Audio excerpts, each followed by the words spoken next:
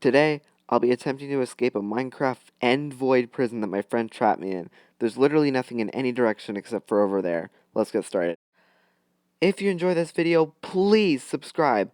I am currently tied in subscriber count with my subscriber rival, and I really want to beat him to 200, so if you enjoy this video, please subscribe.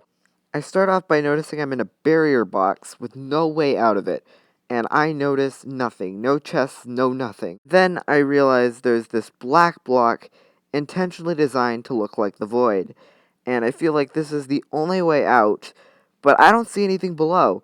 It might be barrier blocks below, or it might be just void. So that I just keep looking around for any other option to escape this area, but eventually I realize this is the only way out. So I decide to break the black block and fall down to whatever is below. But then when I don't fall in the hole, I start looking around for where that hole might be, and because I have no idea, there's no indicators anywhere, I lose sight of where the hole is. This major setback cost me about half an hour, but then I finally fell down and landed on half a heart. It was mostly a straight line of barrier blocks from the place where I fell down to the bedrock with the sign on it. When I finally reached the sign, it told me to complete the maze or be trapped forever.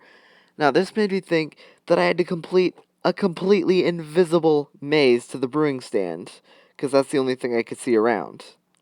And I started by going forward, trying to reach the brewing stand that way, seeing if it was, just a troll.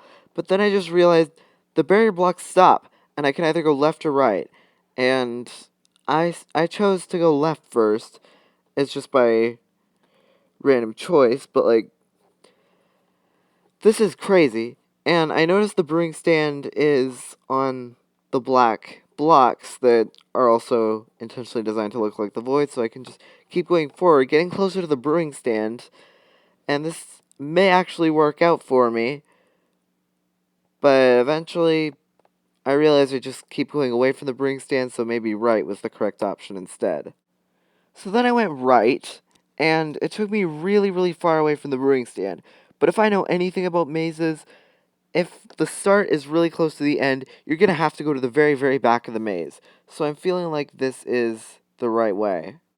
After being hopelessly stuck in the maze for over an hour, I was finally able to get to the brewing stand. When I opened it up, I realized I had a potion of night vision, a potion of leaping, and an awkward potion. The most interesting one was the awkward potion because it made me think that I had to brew something later, and since the brewing stand was charged up with blaze powder, I may have to come back to that brewing stand later in the video. And these black blocks are not the easiest blocks to see. He could have picked any other light-colored block, but no. When I got to the top of the staircase, I found an ender chest with 27 ladders. That might be enough to climb up. Do I have enough? The answer ended up being that I was 3 blocks short. Now, where do I get the extra blocks from? The options are the jump boost potion or the brewing stand. Now, I'm not sure how many blocks I get from the jump boost, and I'm not sure if I need the brewing stand later, so this was a difficult decision. Eventually, I ended up breaking the brewing stand. After I placed it and used my jump boost potion, I was able to make it to the top. The next thing I had to face were some parkour jumps. Those were no problem for me. Next, I enter a room that's well decorated with obsidian, crying obsidian, dirt, and bamboo. As you know from this video, the bamboo can be used to craft sticks, so I grab the bamboo and the dirt and look around to see what's here. I see 3 doors, a room with nothing, a room with water, and a room with lava. Now, I'm not allowed to break the doors, so I have to find some other way to get in. Now, my first option is to break the obsidian and the crying obsidian down on the floor, but when I was on the parkour, I saw nothing. That's when I noticed the deep slate in the roof. Now, that is being sneaky. I build up with dirt to see what's in this new area, and at first glance, I notice a brewing stand, some powdered snow, and some dispensers in an unavailable area. Then I walk around, try to get to the brewing stand, and I realize this is a barrier wall, and I notice nothing that could contain an ender pearl that I can actually reach. I do notice a doorway that leads out to some islands that I might need to bridge to eventually.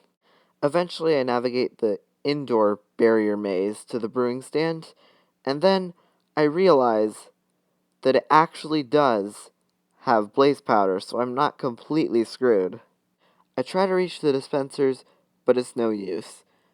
I figure there's something important in there that I need to get, and there's no obvious way to get there. Finally, I get a breakthrough. I notice a chest behind the door containing a magma cream, and I know what I need to do. I need to make a fire resistance potion to get in that lava room to get whatever is down there. Then I go back down to the main area and see if there's anything that I missed, but I find nothing. Then I go into third person front in the upper area to see if there's anything, and yes, there was. There was a chest with the letters X, V, I in iron, and a sign with the letter I, and that, by the way, is the Roman numerals for the number 17, 17 iron.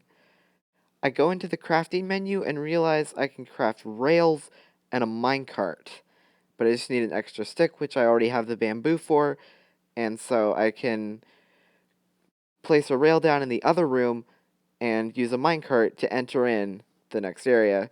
Next, I have to literally mine up all of these dispensers, which take 17.5 seconds each. And even though I have the resources for a pickaxe, I still think it's a bad idea because I have exactly 6 iron left, and 2 buckets of powder snow would make a lot more sense. In one of these dispensers is a block of cobblestone, which I then realize can be used to craft a lever to open the doors. In the chest is a honey bottle, which makes me realize there might be more of those to craft a honey block. I enter the water room and immediately notice the deep slate. I get myself to the perfect angle to mine it. Behind the deep slate is a chest with another honey bottle. In the lava room, there's another honey bottle. I realize I just need one more honey bottle to craft a honey block, so I check the upper areas to see if it's there. While I was up there, I used my 25 dispensers to build out to the islands. I grabbed the chest and crafting table, and while doing that, I realized there's one more chest that I forgot to break. It's a good thing that I remembered, because underneath it was a dispenser with another honey bottle in it. And then I crafted 2 buckets and realized the honey block was completely useless because powder snow is an MLG. If I fail this MLG, my effort is all for nothing. Yes! Oh my god. And it looks like we are on some invisible blocks again. Is that what I think it is? Come on. Come on. That is a cow spawner. And I'll be using it to craft leather boots to safely stand on the powdered snow. Did you forget the powdered snow? Of course not! The exit portal is to your right. By the way, I trapped it. Oh, Matthew, noob. So it looks like I escaped this prison, but it's not over yet. If you want to see part 2 where I actually try to escape the end and go through the exit portal, please like and subscribe.